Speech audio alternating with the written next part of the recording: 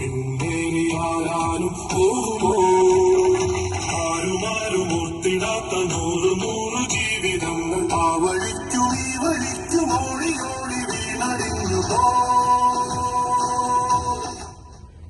സമരയാത്രയ്ക്ക് നല്ലൊരു സ്വീകരണം കൊടുക്കണം. നമ്മുടെ നാട്ടിലെ പരിപാടി ഒരു മഹായോഗമാക്കി മാറ്റണം. കേക്കട ഗിരീഷേ, സർക്കാരിന്റെ 4ാം വാർഷികാഘോഷവുമായി ബന്ധപ്പെട്ട മഹായോഗത്തിന്റെ സ്വീകരണത്തെ പറ്റിയാ നമ്മുടെ ഗീത ആലോചിക്കുന്നത്. നിന്റെ വാക്കം കേട്ട ഒരു നിമിഷത്തേക്കെങ്കിലും ഞാൻ അവളെ സംശയിച്ചു പോയല്ലോ. സോനേട്ടാ, അങ്ങനെ തന്നെയാണോ ഗീതച്ച് പറഞ്ഞത്? എവിടെയോ എന്തോ ഒരു നീ കൂടുതലൊന്നും പറയണ്ട ഗിരീഷേ. ഞങ്ങളെ തമ്മിൽ തെറ്റിച്ചിട്ട് നിനക്ക് എന്ത് കിട്ടാനാടാ? ഗീത എന്റെ കുട്ടിയാടാ. ഗീത മോളെ, മോളെ ഗീത, പൊന്നുമോളെ. നിങ്ങള് സ്വീകരണത്തിനുള്ള മീറ്റിംഗ് കൂടുകയാണെന്ന് ഗിരീഷ പറഞ്ഞത്. എന്നാലൊന്ന് കയറി വെച്ച് പോകാന്ന്. സുഗനേട്ടാ, നിങ്ങൾ വരുമെന്ന് അറിയില്ലായിരുന്നു. നിങ്ങൾ ഓട്ടോറിക്ഷക്കാരും നിർമ്മാണക്കാരും ഹെഡ് ലോഡ് തൊഴിലാളികളും എല്ലാരും കൂടി നല്ലൊരു കാര്യം ചെയ്യുമ്പോ ഞാനും ഉണ്ടാവണ്ടേ?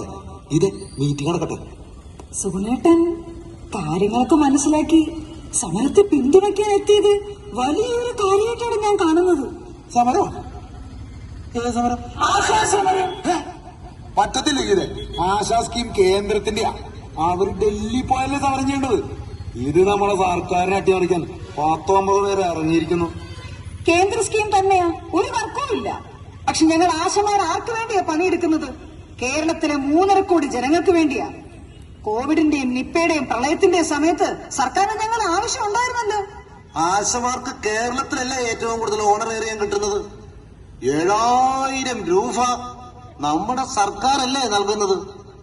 ഗിരീഷേ, ഒരു നുണ 1000 പ്രാവശ്യം ആവർത്തിച്ചാൽ ഒന്നും സത്യാവില്ല. പോണ്ടിച്ചേരിയില് 18,000 രൂപ ആശമാർക്ക് ഓണറേറിയം ഉണ്ട്.